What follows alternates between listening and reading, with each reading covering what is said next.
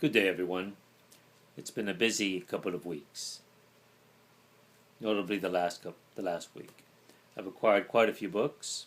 If you would bear with me, I'll share some of the books I've gotten. Beginning with Volume 2 of Rachel Rising by Terry Moore, and Volume 3.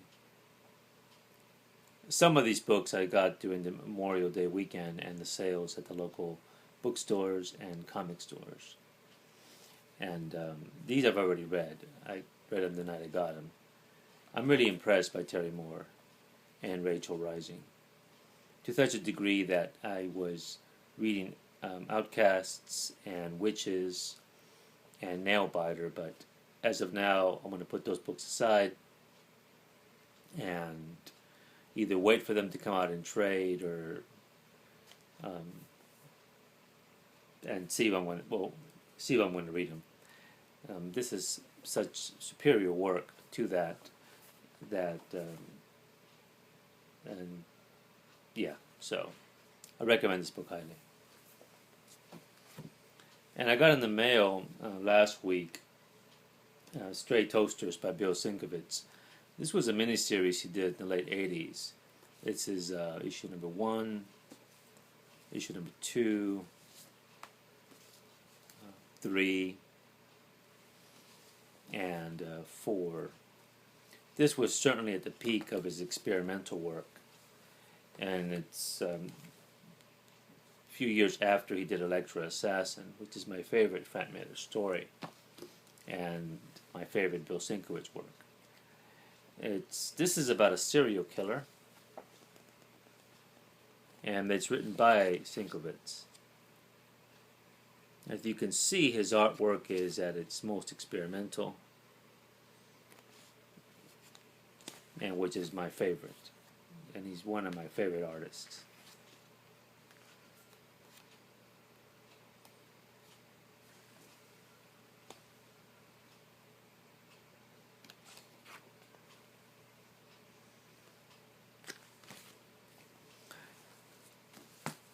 And also I got in the mail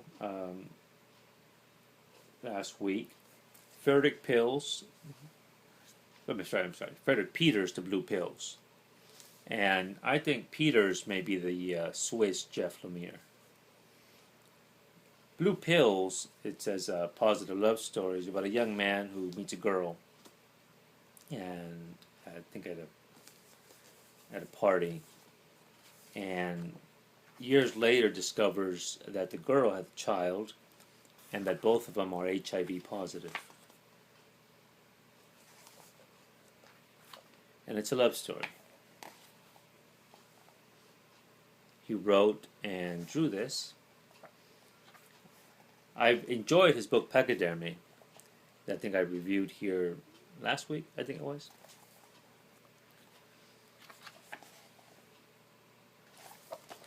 And the other book that he drew but did not write is something called Sandcastle.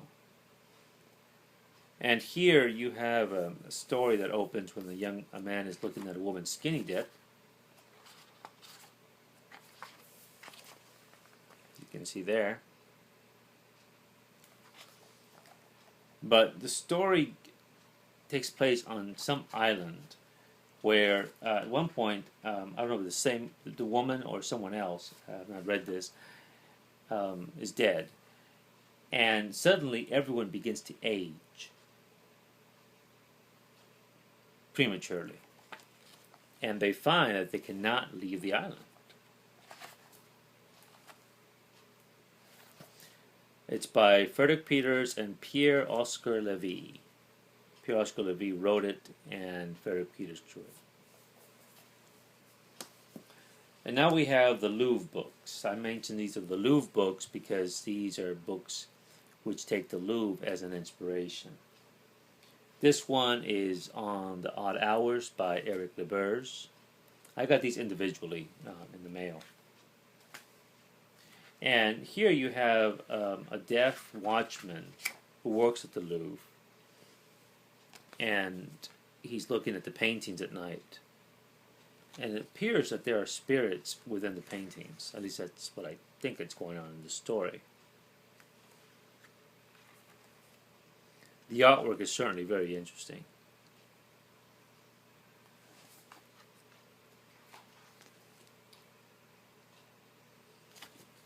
And again, On the Odd Hours by Eric Leberge. I may be mispronouncing his name. The other one in the series is Glacial Period by Nicolas de Crécy, also in the Louvre series. And here it takes place 1,000 years in the future, when mankind has forgotten its own history, and some archaeologists come across the Louvre.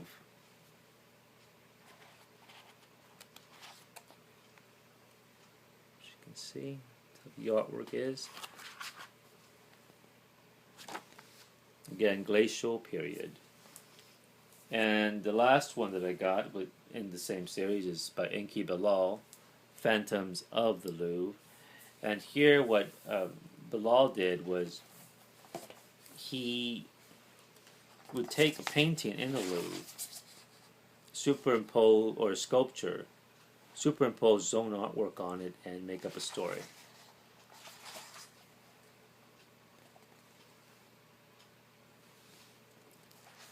I had mentioned Enki Bilal in the past. His Gods in Chaos is very good, and the Beast Trilogy I briefly mentioned in one of my last purchases.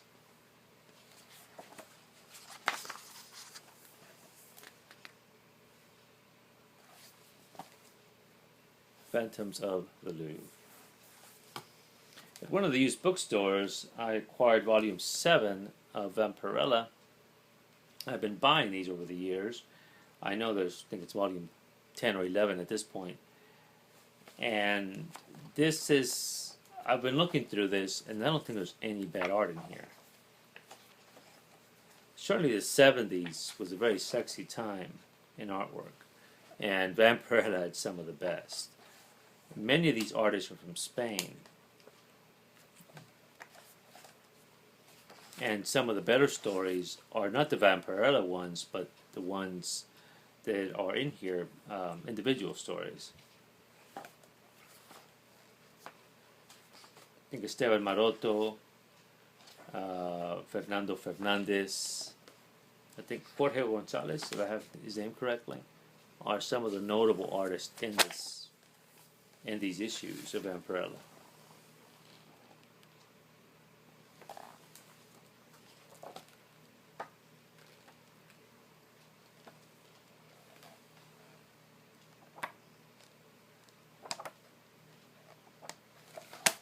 And this is volume 7.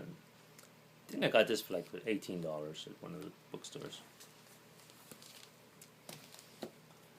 And now I get something I normally would not have bought, but I got them for $1 each, and they are the Walking Dead books. This is number 1, The Governor Special, number 1, Michonne Special, number 1, Tyrese Special. And now we get 97, 99, 98. There was no 100. This is 101. 2, 3, 4, 5, 6, 7, 8, 9, 10, 11, 12, 13, 14. I'm sorry, I mean, when I say the numbers, it's obviously 115 and 114. And there's 2 115s in here. 116, 17, 18, 19, 120, 121, 122, 23, 24, 25, 26, sorry I'm rushing through these, 27, and 28. Now I have the big chunky omnibuses 1 and 2 that collect 50 and 50 and up to 99. I've read them. I struggled through some of them. It's a little slow. The writing is strong in some issues and in others. And I'm actually one who likes the show. I prefer the show. And I'm also one of the few that don't think there's any chemistry between Carol and Daryl. Daryl doesn't appear in the book. I think it's like a brother and sister relationship. If anything, I think Daryl should have hooked up with that young girl who was killed, the sister of Maggie. And certainly in this post-apocalyptic world, that's more a realistic thing that would happen. But I just don't understand this chemistry that people want between Carol and Daryl. It just doesn't exist at all. If anything, it's rather incestuous because, again, I see them as brother and sister. So normally I would not have bought these, but they were inexpensive, and so I got them. And this I got, I've never read these since I was little. In Mexico, many comics are about this size, or at least they used to be. It's been a long time since I lived in Mexico. And this was called La Última Cita, The Last Date. And these are romance stories. But many Mexican comics are around this size, a little taller. And this one's a just interesting little story where you have a couple meet up with an old friend of theirs from their youth. And we learn the backstory that the woman at one point was in love with the old friend. But the old friend went away to the university and because the parents wanted to keep them apart. But she was in love with him. So what she ended up doing, she settles, as many people tend to do. She settles and marries someone that she thinks maybe she'll fall in love with one day. But then one day, the old lover comes back. And then things get really complicated. And, yeah, I'll leave it at that. So, in any event, these are, it's not romance in the American sense. These always tend to end rather tragically. And certainly, that's what happens here. So, this is some of the artwork, as you can see.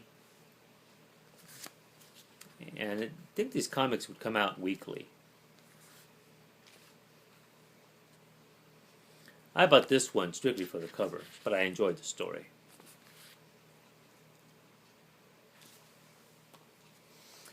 At the bookstore, one of the used bookstores I go to, they had these books here, beginning here with.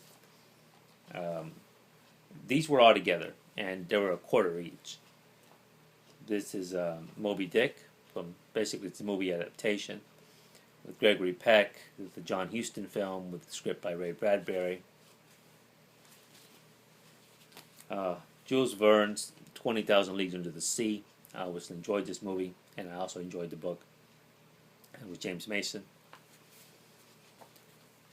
Hunchback of Notre Dame, Victor Hugo. Sometimes when I figured, well, life is a little bit difficult, but no one had problems like Quasimodo did. And one of them was just, well, he's Quasimodo. The Time Machine. H.G. Wells. I like this book, and I like the movie very much. And certainly, I was like Rod Taylor. I think he passed away, was it this year or last year? And I also remember him in the film The Birds. And it always perplexed me that he and The Birds chose Melanie Griffith's mom, whose name I can't remember, with that beautiful brunette, the school teacher. Who would do that? Well, anyway. And finally, this was in it. Hello, I'm Johnny Cash. And it's written by Johnny Cash, with Billy Zioli and Al Hartley, which is a little biography of Johnny Cash. I like his music, and so why not? And now the stack here. Sleepy Reader mentioned a writer named Warren Ellis. I'd heard about him over the decades, but never paid any attention to him. But I found these books, and I read these last week, one in one day, basically.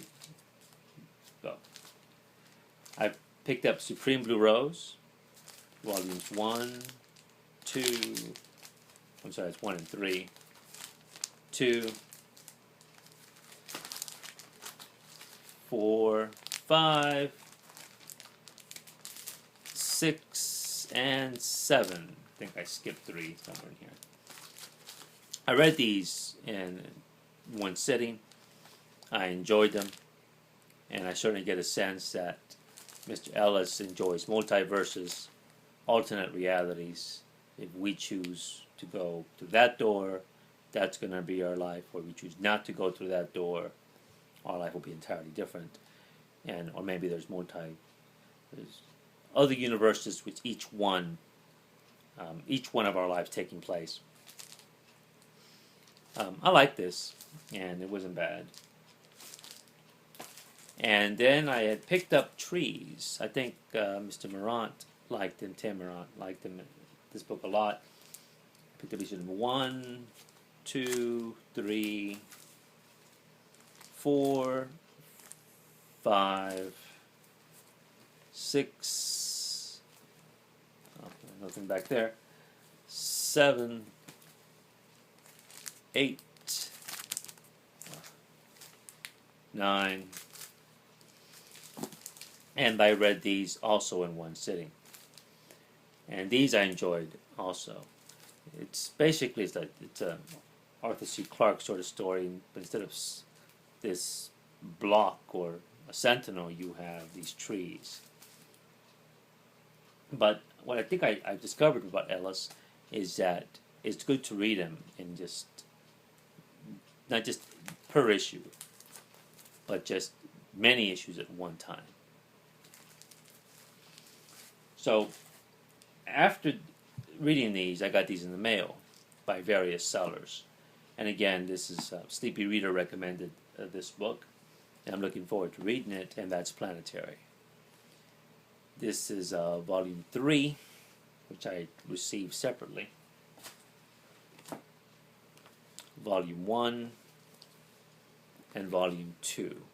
So I got 1, 2, and 3, and then the single issues. This is, what issue is this? 19, 20, 21, 22, 23, 4, 5, 6, and 7, and that's my understanding. It's 27 issues. And with this buy came these guys. Planetary, the Ruling the World, The Authority. I don't know what The Authority is, but it came with it. Batman Planetary, Night on Earth, also by Warren Ellis. I know who Batman is, but I don't know what this is. I'm assuming these tie in with this. And one of these books is signed by Ellis. Which one was it? Let's see. That's not it. Apparently this is a signature. The books were very cheap. No one bid on them on eBay. And it said it was signed, but no one really, I guess no one cared, or it was overlooked, I don't know. But in any event, I'm looking forward to these, and if I don't like them, I guess I'll have to put Sleepy Reader on the list. Okay. And current comics that I got, I only got a few this week. I got Injection by Ellis. I've not read this yet. Fight Club. I think I'm one of the few people who have not seen the film. And I never read the book by Chuck Palahniuk. I got the book, though. and I got it the past couple of weeks. And in part, I didn't read it because over the years, the people who recommended the book, their taste in books I did not like. So I was maybe fair to the book, but I just figured, well, the books they recommended me in the past are books that I don't like. But now I'm going to read the book, eventually see the film, and read the comic. Alice Scott's material. I enjoy Alice Scott Zero very much. And just looking through this, one thing I noticed is that whatever he's reading or films he's viewing, he's citing or he's mentioning down at the bottom, which is going to be interesting because everyone from the French filmmaker Godard to the late American writer Joan Didion to Philip Roth, Doris Lessing, those are just some of the references that are in here. And that looks a lot like Brigitte Bardot from Contempt. But I don't know. Alan Moore's new book, Providence. This I did read and enjoyed, but it may be esoteric for some who are not familiar with, 1, the private life of Lovecraft, 2, his literary works, and 3, Robert Chambers' The King in Yellow, which is referenced in here. And that book was an influence on Lovecraft. And my copy I lent out, and I haven't gotten it back. And the reason I lent it out was, I think last year HBO had a series called True Detective, and it was inspired by Chambers' book. And I don't have HBO, but friends who did said, "Do you have that Chambers book?" And I said, "Sure," and I lent it to them. So, in any event, Alan Moore's Providence. And finally, Deadly Class. I got issues 12 and the latest one. And I have the earlier issues. I haven't read all of it, but I'm going to just one night just sit and just read all of them through. And this one I got because it reminded me of my Catholic school days. And certainly the uniforms are, there's nothing, just something about this uniform and the girls in uniform. So we have to admit we always enjoyed this as boys. So as we were praying and confessing, we were sinning in our minds constantly. Let's see, and finally, the last thing I got, let's see now, it was here. One book. I already have a copy of this. This is Julio Cortázar, and this has True Collection of Short Stories, Blow Up, and We Love Glenda So Much, and the novel Hopscotch. I think eventually I'll do a video on Julio Cortázar. He's not as well known in the States as he should be, but among the Latin American writers, with Carlos Fuentes, he's my favorite. Blow Up was made into a film by Michelangelo Antonioni with Vanessa Redgrave and David Hemmings back in the 60s. And one of his short stories was incorporated in the French filmmaker Godard's The Weekend. So, in any event, I already have a copy of this exact issue. It's right up here somewhere. But this one I'm going to use because I'm going to reread the whole thing, and I'm going to have notes in this one. And finally, the last buy was this.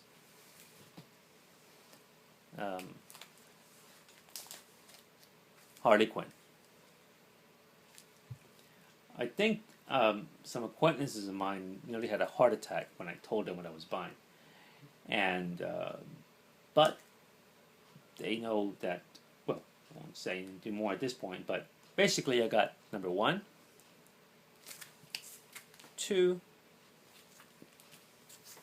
3, 4, 5, 6, 7, 8, 9, 10, 11, 12, 13, 14, 15, 16, 17, 18, 19, 20. This is a really nice cover. 20, 21, 22, 23, 24, 25, and 26, and 27. Got these in one buy from some seller in California. And I think it was a bookstore, not a comic store, that was selling these. And I got these, but what they're going for, I got a good price. Oh, forgot 28. And since I got these, I went to the bookstore, and this is what caused some of the booksellers there to just make them shake their head. It was, I go, I want that. You want what? This. So they said, sure, here you go. This is rather trashy kind of Harley Quinn. This is kind of what she's dressed now in the comic. And I certainly much prefer this look here. I plan to read these in the next couple of weeks. I'm very curious. This is in Volume 1. Certainly Harley has problems, but I don't know if she has problems or the men who like her have problems. So in any event, those are the books for this week, past 2 weeks, and I have a few more coming in, and it's going to be a very busy month of June, because I have a lot to get through. Thank you.